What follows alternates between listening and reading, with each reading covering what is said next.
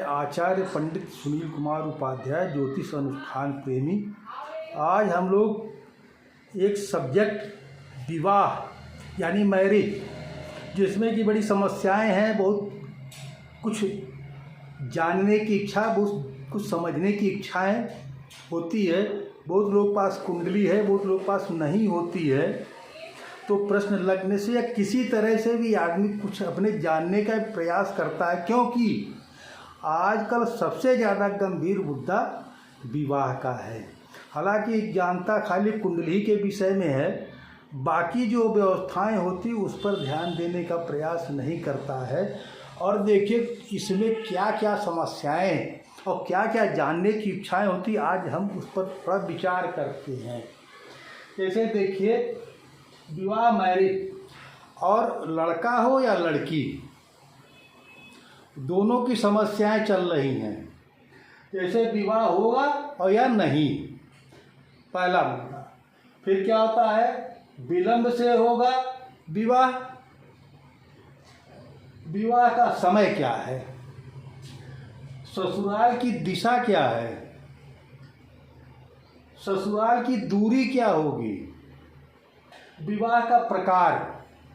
अब जैसे प्रकार में हो गया, पूर्व नियोजित विवाह होगा, प्रेम विवाह होगा, अंतरजातीय विवाह होगा, शादी चलेगी नहीं चलेगी, तलाक होगा, रुष्टा पत्नी आएगी कि नहीं आएगी। तो इस तरह से गंभीर जो है कई एक प्रश्नों का जवाब देने की जरूरत पड़ती है, जानने की इच्छाएं होती है। जैसे देखिए विवाह में बाधक ग्रहों का उपाय, किसी का विवाह होने में क्यों देर हो रही है, कैसे जल्दी हो सकता है, या विवाह नहीं चल रहा तो उसके लिए हम क्या प्रयास करें कि पति पत्नी में संबंध ठीक नहीं रह पा रहे। तो आज इस चीज़ पर जो है हम लोग जो है जीवन साथी, लड़का या लड़की, उसका स्वरूप स्वभाव रंग क्या होगा, अगर देर हो रही है विवाह में तो क्यों देर हो रही है, ये सारी चीज़ें, या किस प्रकार से जल्दी विवाह होगा, ये सारी चीज़ों की जानने की इच्छाएं लोगों में होती है।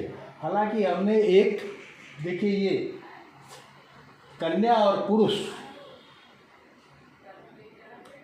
एक ये जो है हमने कुंडली बनाया हुआ है, ये कन्या की है, ये पुरुष। क्यों कि ग्रहों का भी आकर्षण होता है कि अगर एक, और ये आदमी में भी होता है। आप कभी कभी देखेंगे कि कोई जिससे को आप कभी नहीं जानते कि, लेकिन उससे भी आपकी इच्छा बात करने, और कुछ लोग होते कि आप देखेंगे तभी आपको ये मन में होगा कि इस आदमी से कितनी जल्दी दूर हो जाए। ये ग्रहों का आकर्षण और विकर्षण होता है। अब उसी तरह से इसमें देखिए ये दोनों कुंडली आप देखेंगे, ये कन्या की कुंडली और कन्या लग्न की है, और ये जो है पुरुष की कुंडली है सम और विषम। लेकिन कुंडली में बड़ी विषमताएं हैं ये दोनों में, लेकिन फिर भी जो है दोनों का विवाह, उसको मैं समझाने का प्रयास करूंगा कि हुआ और संबंध भी चला। ये देखिए, ये जैसे कन्या की कुंडली है, दोनों की चंद्र राशियां सम सप्तक है। महत्वपूर्ण बात यह है कि पत्नी की चंद्र राशि वृषभ है, शुक्र है, जबकि पति की चंद्र राशि वृश्चिक मंगल है। ये जो है मंगल देखिए, इसकी वृश्चिक राशि है, चंद्रमा उस राशि में बैठा है, और ये कन्या की वृष राशि शुक्र की राशि है। अच्छा, अब दूसरा देखते हैं। पति की कुंडली में शुक्र और मंगल लग्न में मेष राशि में है, जबकि पत्नी की कुंडली में शुक्र अष्टम भाव में मंगल की मेष राशि में है।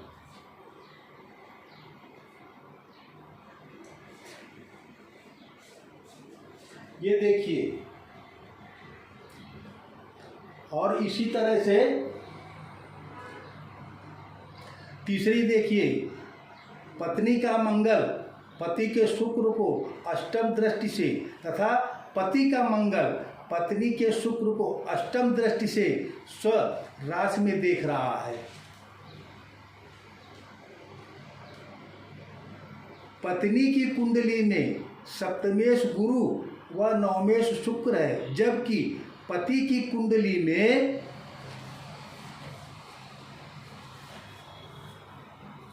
सप्तमेश व नवमेश गुरु है। ये देखिए, जैसे पति की कुंडली है, सप्तमेश शुक्र है और नवमेश गुरु बैठा हुआ है, और पति की कुंडली में गुरु धनु राशि से शुक्र को लग्न में मेघ अग्नि तत्व राशि है में देख रहा है, जबकि पत्नी की कुंडली में गुरु व शुक्र अग्नि राशि मेघ युत है। दोनों की कुंडलियों में राहु केतु धुरी दशम चतुर्थ भावों में है। पत्नी का राहु पंचम दृष्टि से पति के शनि को देख रहा है, जबकि पति का राहु नवम दृष्टि से पत्नी के शनि को देख रहा है।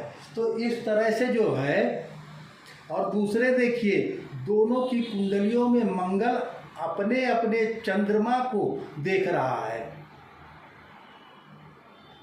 दोनों की कुंडलियों में बुध नीच राशिस्थ है। देखिए, ये जैसे मीन राशि का बुध है, इसकी कुंडली में भी, मतलब पुरुष के, और ये देखिए बुध सप्तम भाव में नीच राशि का होके बैठा हुआ है।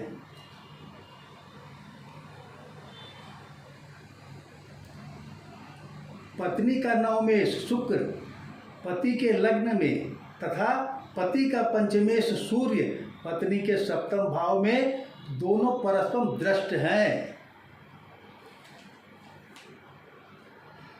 और देखिए, पति का मंगल लग्न से पत्नी के लग्नेश बुध सप्तमेश गुरु पंचमेश सूर्य व नवमेश शुक्र को देख रहा है। इसी प्रकार पत्नी का मंगल खष्ट भाव से पति के नवम भाव को नवमेश गुरु को लग्नेश मंगल को तथा सप्तमेश शुक्र को देख रहा है। एक स्त्री और पुरुष की कुंडली, ये देखिए, स्त्री और पुरुष की कुंडली यो में ग्रहों का उपरोक्त आकर्षण इस ज्योतिषीय चमत्कार को सिद्ध करने के लिए पर्याप्त है कि विवाह स्वर्ग में तय होते हैं। इस युगल ने आयु जाति समाज की परवाह के बिना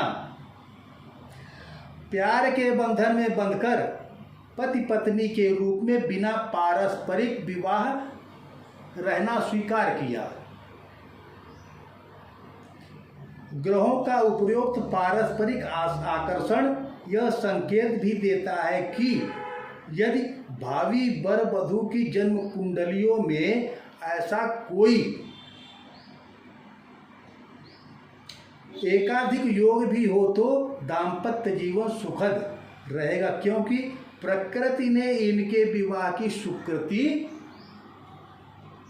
प्रदान कर दी है, ऐसा मानना चाहिए। इसके विपरीत यदि किसी स्त्री का पुरुष की कुंडलियों में जन्म लग्न राशि धनु राशि तथा सप्तम भाव की राशि परस्पर खष्टाष्टक या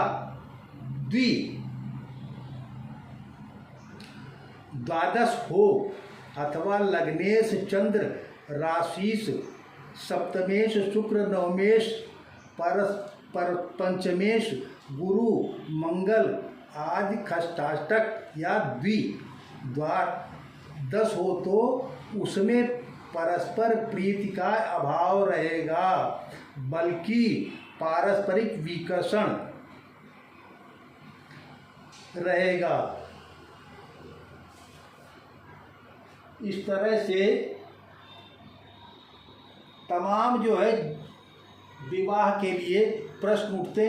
अच्छा, ये हम लोग प्रश्न लग्न के द्वारा भी इस विषय को, अब जैसे किस दिशा में विवाह होगा, यह बात आती है। तो किस दिशा में, जैसे सप्तमेश जो होता है उस पर किसकी दृष्टि पड़ रही, कौन सा ग्रह स्थित है, किस दिशा का सौन, तो उससे भी यह पता चलता है कि इसका। और फिर ग्रहों का, ग्रह जैसे सूर्य है, चंद्रमा है, मंगल है, इस तरह से भी विवाहों का ये जाना जाता है कि हाँ इसका स्वरूप स्वभाव। जैसे मान लीजिए कि सूर्य है, पति की कुंडली में है तो सप्तम, और पत्नी की कुंडली में है तो मतलब लड़का हो या लड़की, दोनों में जिसके विषय में जानना। एक उदाहरण देते, मान लीजिए कि सूर्य है तो सूर्य के हिसाब से मान लीजिए पित्त प्रकृति का होगा, सिर जो है पर अल्प केश, नेत्रों में मधु के समान लालिमा, उच्चाभिलाषी गंभीर प्रकृति एवं ऊर्ध्व दृष्टि, सत्वगुणी, गोलाई से रहित, मुखाकृति, शरीर दुबला पतला परंतु सुगठित। इस तरह से, इसी तरह मान लीजिए चंद्रमा हो तो चंद्रमा का देखा जाता है, चंद्रमा का स्वरूप स्वभाव क्या है। क्योंकि अगर हम इसको सारा विश्लेषण करेंगे तो एक तो वीडियो मतलब, तो फिर दूसरे वीडियो में भी बनाने का प्रयास करेंगे। तो इस तरह से जैसे कि दूसरा दिशा, ससुराल की दूरी, अब उसमें जो है चर राशि, स्थिर दुस्वभाव, इस तरह से देखा जाता है कि दोनों के नवांश निकाल करके सप्तम भाव में जो शुक्र, इसका जो है राशि नवांश निकाला जाता है। तो उससे पता चलता है कि हाँ डिस्टेंस क्या होगी, और दशा अंतरदशा से पता चलता है कि विवाह कब होगा, कौन सी दशा आ रही, कौन सा ग्रह बली हो रहा है। तो इससे पता चलता है कि उसकी दिशा क्या होगी। और राहु मंगल हैं, ये विजातीय विवाह की तरफ ले जाते हैं। अगर गुरु की दृष्टि से तो रुक जाता है, नहीं तो ये राहु है, मंगल है, तो ये, और शुक्र है तो प्रेम विवाह की तरफ ले जाता है। सप्तम भाव में हो, लग्न में हो, स्वजात मतलब स्वराशि हो, उच्च का हो, कि प्रेम विवाह की तरफ ले जाता है। उसी तरह से जैसे ये देखिए विलंब से विवाह, ये तो अभी शनि ग्रह अगर सप्तम भाव में विलंब कराता है शादी विवाह में। उसी तरह से विधवा योग के होता है, विधवा योग जो अगर बनता है सप्तम भाव में 3 पापी ग्रह की दृष्टि हो, स्थित हो, तो वो विधवा योग बनाते हैं। इसी तरह से मंगल का देखा या मंगल का है, जैसे 1, 4, 7, मंगल का वीडियो हम अलग बनाएंगे पूरा डिटेल में कि उसकी शांति उन्ति के उपाय का सारा विश्लेषण करेंगे। तो जैसे अब मंगल है, मंगल ग्रह 1, 4, 7, 8, 12 में है तो मंगली दोष कहा जाता है। लेकिन अब बहुत लोगों का ये है कि अब मंगल है तो मंगली ही लड़की, ऐसा। लेकिन अगर उसी में जो है कहा जाता है कन्या की कुंडली से उसका अगर दोष कट रहा है तो जो है वो भी विवाह एप्लीकेबल होता है। इसी तरह से और भी जैसे प्रकार के विवाह के विषय में, जैसे ससुराल की दूरी के विषय में लोगों की जानने की इच्छा होती, स्वरूप। तो इस तरह से तमाम जो है प्रश्नों का उत्तर देने की आवश्यकता पड़ती है। ये कुंडली किसी के पास होती, किसी के पास, तो वो प्रश्न लग्न के उससे भी जान सकता है।